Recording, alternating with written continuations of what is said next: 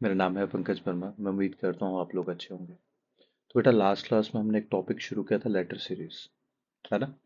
और letter series की ना कुछ टाइप्स हम लोग पढ़ चुके हैं बेटा ऑलरेडी। तो मैं उम्मीद करता हूँ कि आप लोगों ने उसकी प्रैक्टिस कर रखी होगी। ठीक है।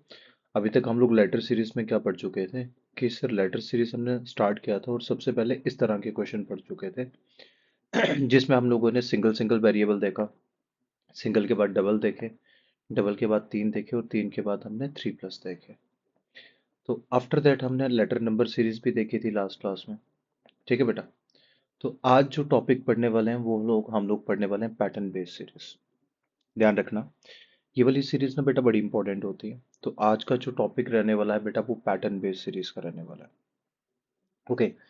सबसे पहले देख लेते हैं कि पैटर्न बेस्ड सीरीज होती क्या है बेटा, है ना।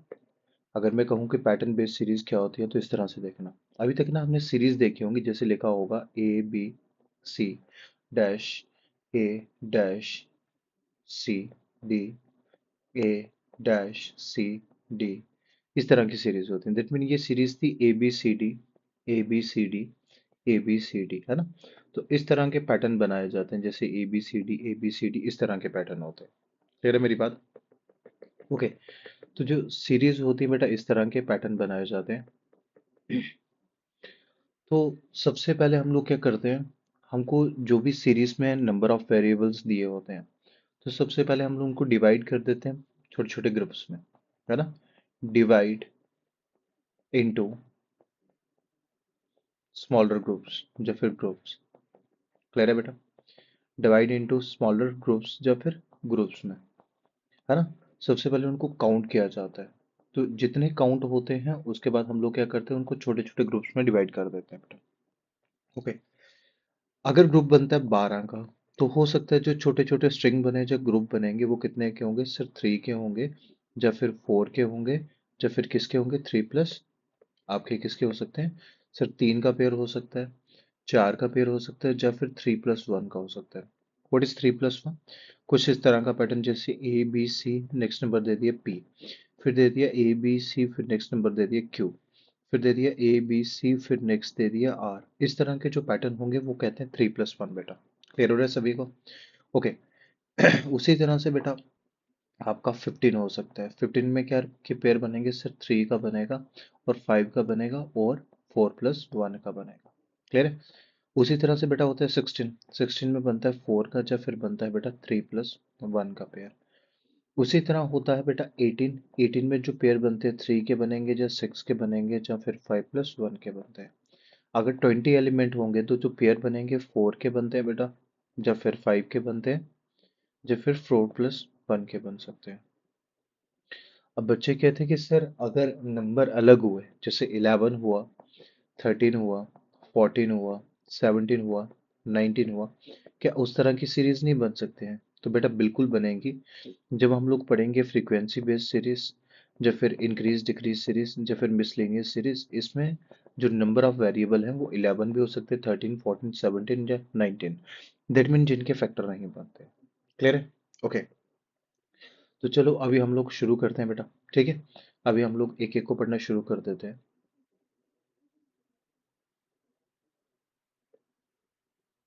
ओके। तो सबसे पहले होती है बेटा homogeneous series. What is homogeneous series? Sir ऐसे जिसमें सारे के सारे स्ट्रिंग क्या हो, सिमिलर हो। दैट मीन जैसे लिखा हो ABC इस तरह के पेयर बने हो। तो जिसमें सारे जो छोटे छोटे ग्रुप बनेंगे वो अगर सिमिलर रहेंगे तो उस सीरीज को क्या कहा जाता है बेटा, homogeneous series. What are heterogeneous series? Sir जिसमें अल्टरनेट क्या हो, सिमिलर हो। जिसके अल्टरनेट सिमिलर हो तो बच्चों उसको क्या कहते हैं, उसको हम लोग कहते हैं बेटा हेटेरोजेनियस सीरीज। जैसे ABCPDF, फिर आ गया ABCPDF। दैट मीन जिसमें अल्टरनेट सिमिलर हो उसको कहा जाता है बच्चों हमारा क्या, heterogeneous series. What is cyclic series? Frequency based series, increase decrease और मिसलेनियस। अब साइकिल में क्या होता है, बार बार रोटेशन होती है। जब हम लोग क्वेश्चन करते हैं तब मैं अच्छे तरीके से आपको समझाता हूँ। क्लियर है। तो अब चलते हैं बेटा क्वेश्चन पे, एक एक टाइप को पढ़ने वाले हैं। तो सबसे पहले आपके सामने है बच्चों होमोजीनियस सीरीज। अभी हमने पढ़ा था what are homogeneous series. Sir जिसमें सारे के सारे क्या रहे, सिमिलर रहे। अब मेरी बात ध्यान से सुनना कि कभी भी जो सीरीज होती है बेटा ये कभी भी गलत नहीं होती है ना। थोड़ा सा टाइम लग सकता है बट सीरीज क्या होंगी, कभी भी रॉन्ग नहीं होंगी बच्चों। क्लियर है? ओके। जैसे सबसे पहली सीरीज है तो आप लोग ना एक एक ऑप्शन पुट करके चेक करोगे। जैसे पहली सीरीज है वो क्या है बेटा, ए बी ए, है ना। और ये वाली सीरीज क्या है, ए बी ए। फिर क्या है बेटा, ए बी ए। और फिर क्या है, ए बी ए। तो जैसे कि आपको पता है होमोजीनियस सीरीज में जितने भी ग्रुप रहेंगे वो सारे के सारे ग्रुप क्या रहने वाले हैं बेटा, सेम रहने वाले हैं। तो पहले का आंसर क्या हुआ, B A, that mean option number C बेटा। नेक्स्ट देखते हैं, नेक्स्ट जो ग्रुप बन रहा है बेटा वो है ए डी बी सी। यहाँ पे भी क्या आएगा, ए डी बी सी और A D B C. That mean homogeneous में आपको ऑलरेडी पता है कि सर इसमें क्या होगा, बिल्कुल सेम ही ग्रुप बनेंगे, है ना। तो आंसर क्या आ गया, D A B C, that mean option C. Okay next question देखते हैं। अब ध्यान से देखना, ये कौन सा पैटर्न है, 4+1 वाला आपको बताया था ना। इसमें बन रहा है A B N C P, A B N C Q, A B N C R. तो आपका आंसर कौन सा होगा, B B A R, B B A R, that mean option number 1। Next type पे चलते हैं बेटा। नेक्स्ट टाइप होती है हेट्रोजीनियस। हेट्रोजीनियस किसको कहा जाता है सर, हेट्रोजीनियस बड़ी सिंपल है, जिसमें क्या हो, अल्टरनेट क्या हो बच्चों, सिमिलर हो। हेट्रोजीनियस में क्या होता है सर, जो अल्टरनेट होते हैं वो क्या होते हैं बेटा, सिमिलर होते हैं। डन। ओके। जैसे इसको देखते हैं, ये क्या बना था, पी क्यू आर टी, ये था एस टी पी आर। ये क्या था बच्चों, अगर पहले के सिमिलर रहेगा तो पी क्यू आर टी, और ये दूसरे के सिमिलर रहेगा एस टी पी आर। तो आपका जो आंसर होगा बच्चों वो क्या होगा, Q R P S, Q R P S, that mean option C. Okay next देखते हैं बेटा। इसमें ना चार चार का पेयर बन रहा है। अब आपको देखने से पता चलेगा कि सर जो यहाँ आएगा वही सेम है, जो यहाँ आएगा वही सेम है। तो ये क्या था बच्चों, M T N S P A R S. Done. M T N S P A R S, M T N S P A R S, that mean option C N A N A. Clear है? अब बेटा ये बड़ी important series होती है, और जब आप लोग अपने एग्जाम देते हो तो उन एग्जाम में ये सीरीज पूछी जाती है, ठीक है।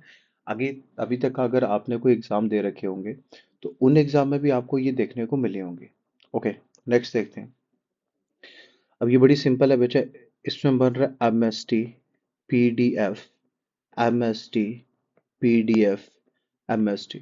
तो दैट मीन इस तरह का बन रहा था, S D M D, S D M D, that mean option 1 is correct. Okay next क्या होती है, साइक्लिक। पहले बेटा साइक्लिक को समझना, ये मैंने पीछे समझाई नहीं थी। साइक्लिक में क्या होता है, जिसमें रोटेशन होती है और इसमें दो पैटर्न बनते हैं। जब पैटर्न बनता है बेटा हमेशा लास्ट को लेके, जब फिर पैटर्न बनता है हमेशा सेकंड को लेके।